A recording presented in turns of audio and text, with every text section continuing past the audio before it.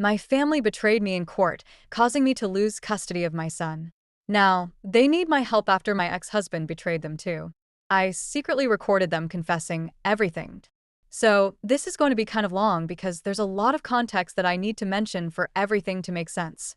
I'm 33, female, and got divorced a couple of months ago, though it had been in the works for almost a year.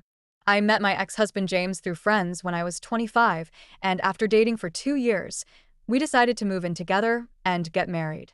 His family was a little conservative and traditional and did not approve of live-in relationships, so we had to get married if we wanted to stay together.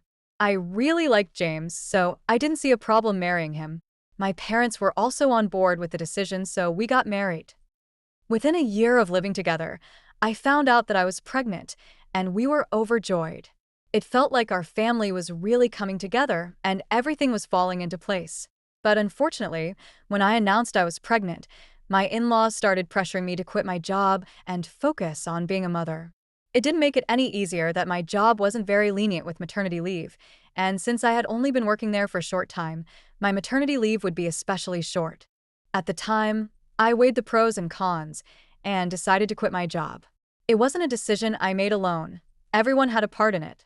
James and his parents kept telling me that it would be the best decision in the long run and that I simply had to do it.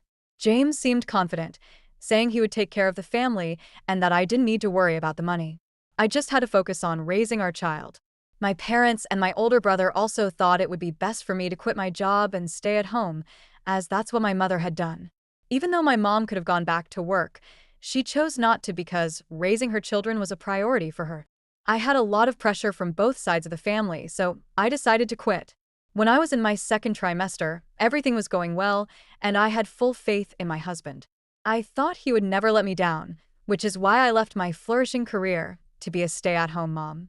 However, soon after my son was born, I realized there was something strange about the way James had been behaving during the last few months of my pregnancy. I could never quite put my finger on it, but something felt off about his energy. Sure, he seemed happy when our son was born, and I thought things would go back to normal, but instead, it started getting worse. James became very irritable around me, and every time I tried to talk to him, he would snap at me. The only time he seemed happy and content was when he was playing with our son. Otherwise, it always felt like he was annoyed to be at home with me. So, he started spending long hours at work and would even come up with excuses not to spend time with me on the weekends. I couldn't understand what was wrong, but I kept trying to make our marriage work because, unlike him, I loved him and didn't want to give up on us. This trend continued for about 2 years after my son was born. He would stay at work for hours longer than necessary, and even when he was at home, he wasn't really with me. I couldn't exactly complain about it, because whenever I tried talking to him, he would tell me how tired he was from work and how difficult it was to be the sole breadwinner for the household. This was insulting to me because I wasn't incapable of making my own money. I had to rely on him because he promised me that he would make it easy on me. A couple of times, I even asked if he would prefer me to go back to work so we could split the expenses and relieve him of some pressure. But he said it would be an insult to his abilities, and besides, my in-laws would never approve of it, which would make things even harder for us. So, I continued to stay at home and raise our son, which was the only thing that brought me joy because James had changed and was no longer the man I had married. It was only about a year ago that I found out James had been having an affair with one of his coworkers. It was very difficult to learn this because I had been suspicious for a long time. I had even snooped through his phone and laptop when he was asleep, but I found nothing. I knew all his passwords because he wrote them down in his notepad, but even that didn't help. It almost felt like he had nothing to hide, and I felt like an idiot for even being suspicious. I even went through his belongings looking for a burner phone or anything suspicious, but found nothing. At one point, I started thinking I might just be paranoid and insecure, but the truth came to light in the worst way possible.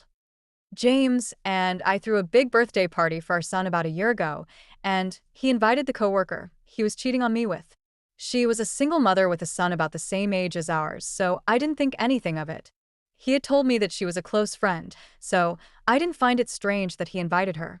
After our son cut his birthday cake, I went upstairs to change into something more comfortable for the party. When I walked into our bedroom, I realized James and his coworker were already in there. They were full-on making out. It took me a couple of minutes to process what I was seeing. First, they were in my bedroom, and that was the most horrifying part. Second, they didn't even stop when they heard the door open. I had to walk over to them and make my presence known before they snapped out of it. I'm pretty sure they thought it would be thrilling to make out in my bedroom, in my house, but they probably didn't expect me to have a complete breakdown over it. I'm not proud of what happened next, but knowing that my suspicions had been true made something snap inside me. I grabbed the coworker by her hair and dragged her out of the room. James, who's considerably stronger than me, couldn't stop me.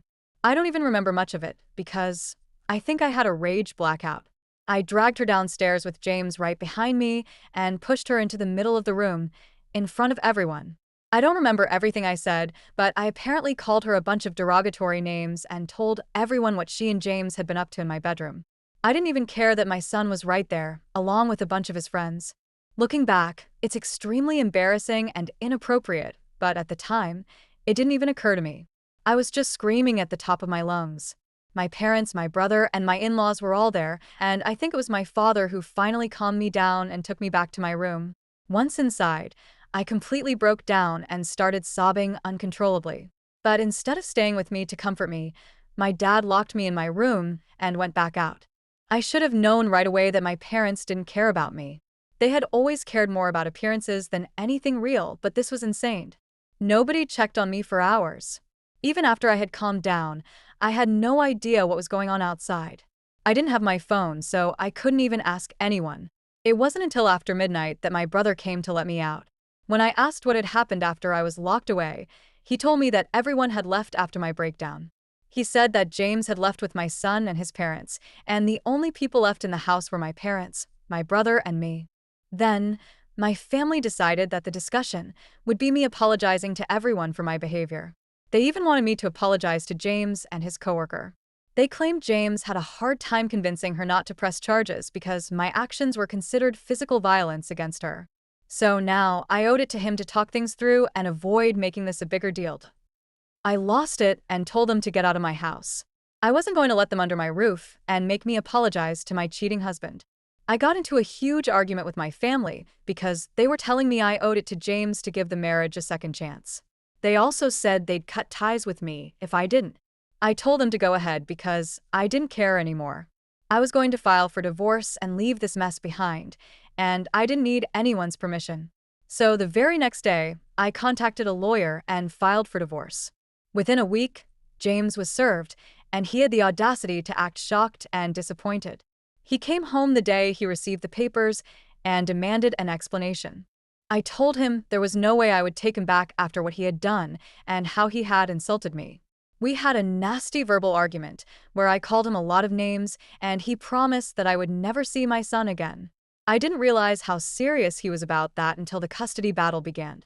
The divorce proceedings were easier and quicker than the custody battle, since we had few joint assets. The house was mine, but it was emotionally exhausting trying to convince the judge that James had been unfit. My parents sided with him the entire time, and they even testified against me. The custody battle was especially brutal because James was trying to turn everyone against me. It wasn't enough for him to be a cheating bastard. Now he wanted to ruin my relationship with my son. After several months of court dates and paperwork, I lost. That's where the betrayal started, because James knew exactly what he was doing when he kept my son from me. He used my family against me in court.